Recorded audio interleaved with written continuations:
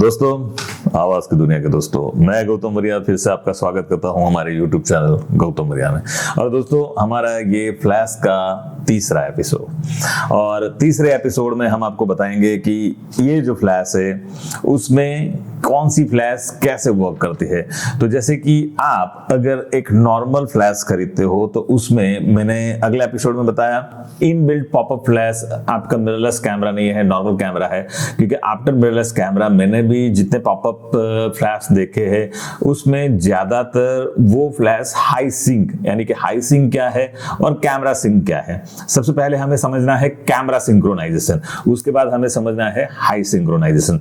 तो सबसे पहले कैमरा सिंक्रोनाइजेशन आपको हम समझाते हैं। कैमरा सिंक्रोनाइजेशन क्या है कि आप अभी जो स्क्रीन के ऊपर देख रहे हो, स्क्रीन के ऊपर जो इमेज है आधी काली है आधी सफेद है, और कुछ शटर स्पीड जाने के बाद तो पूरी इमेज ही काली हो जाती है। क्योंकि ये जो नॉर्मल फ्लैश होती है उसके बजट के हिसाब से उसके अंदर जो कैपेसिटर और जो सर्किट्स और जो मदरबोर्ड इसमें यूज किया जाता है उसकी कैपेसिटी इतनी नहीं होती है, और इसके ट्यूब की कैपेसिटी भी इतनी नहीं होती है कि वो आपके शटर स्पीड के साथ सिंक करे, आपके कैमरे के साथ सिंक करे। तो इसीलिए कैमरा सिंक्रोनाइजेशन में इसकी मैक्सिमम शटर स्पीड, क्योंकि आप पीछे जो पॉइंट देख रहे हो दो ही पॉइंट है, तो इसकी जो सिंक्रोनाइजेशन पावर होती है वो नॉर्मल कैमरे में 200, 250 या मोर देन 300 यानी कि 300 के ऊपर शटर स्पीड आप ले जाओगे तो आपकी फोटो सीधी सीधी काली हो जाएगी। फ्लैश यूज करने के बाद भी आपकी फोटो काली आएगी।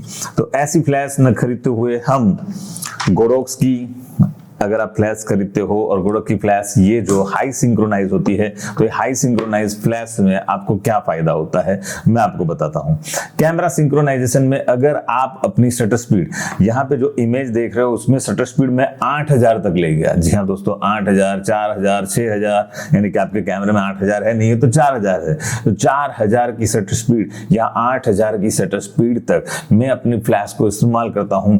डे लाइट में यहाँ पे आप देख रहे हो पीछे की जो धूप है और आगे की फेस लाइट दोनों को इक्वल कर दिया, यानी कि मैं सनलाइट के साथ यहां पर आ गया।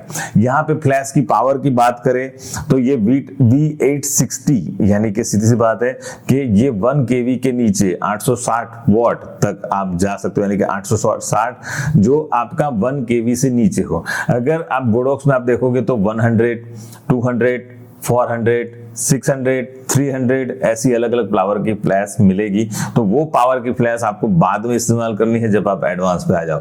यानी कि एडवांस में हमारे एपिसोड आने वाले हैं जिसमें हम आपको ऑफ कैमरा फ्लैश और मल्टी कैमरा फ्लैश आपको दिखाएंगे कि काफी सारे लोग उसकी ट्रिगर के साथ जो वर्क करते हैं उसमें चैनल, ग्रुप, मल्टीपल फ्लैश कैसे इस्तेमाल करनी है वो भी हमें सीखना है, तो वो भी मैं आपको सिखाऊंगा। लेकिन अभी आप एक नॉर्मल फ्लैश डायरेक्ट यूज करते हो, और डायरेक्ट फ्लैश यूज करने के बाद आपको उस फ्लैश की पावर को, आपको जो पावर होती है वो पावर को आपका कैमरे का जो शटर स्पीड है वो शटर स्पीड में 4000 से ऊपर 8000 तक आपको ले जानी है, जो कि आपके कैमरे में उपलब्ध हो सकता है। तो आप एक बार चेक करें, आपके पास नॉर्मल फ्लैश है तो नॉर्मल फ्लैश में फोटो क्लिक करके हमें चेक करके आप कमेंट में जरूर लिखें कि हाँ सर मेरे साथ भी एक गलती हुई थी। और अगर आप चाहे तो ऐसी फोटो आप हमारे इंस्टाग्राम में एक बार मैसेज करके जरूर शेयर करें।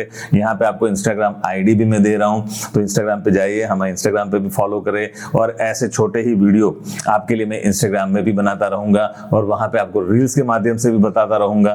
तो दोस्तों, ये फ्लैश में मैं चाहूं तो 8000 की शटर स्पीड तक यूज कर सकता हूं। इसके बाद इस फ्लैश के एंगल को मैं ऐसे भी यूज कर सकता हूं जो ऊपर जाएगा।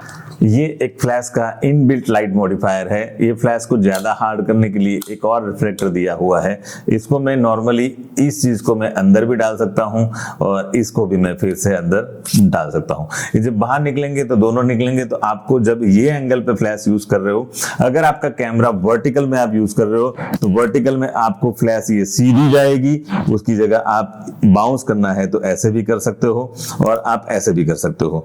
दूसरा, उसके बाद आप ऐसे भी कर सकते हो, ऐसे भी कर सकते हो। यहां पे इस डायरेक्शन पे अगर मैं यूज करता हूं तो कोई दीवार या रिफ्लेक्टर या मैं ज्यादा नहीं तो थर्मोकोल का एक सीट अपने असिस्टेंट को पकड़ा के भी यूज कर सकता हूं।